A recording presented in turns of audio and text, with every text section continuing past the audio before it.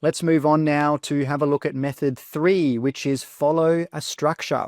Sometimes you might get a question and you have a lot of ideas, but you just don't know how to structure them. You don't know how to express your ideas in a very logical and easy to understand way.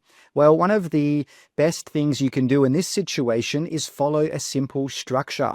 So let's pretend you get a question about your opinion. Well, you could use this very simple structure.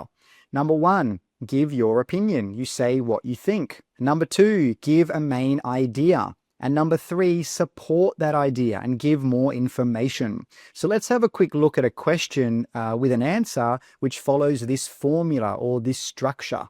Let's pretend the examiner says, do you think all school children should have to do some type of sport? Well, this question is asking you for your opinion. So you can use the structure which is on the left-hand side.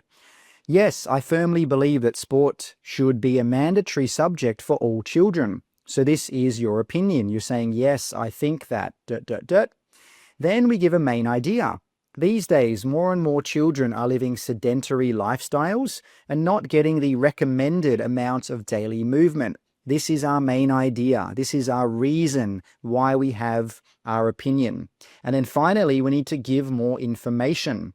This is leading to very young children becoming overweight and sometimes even having chronic disease. So we could stop there, but I think that's a little bit short for a part 3 answer. So you should probably add one more piece of support, or you could even give one more main idea.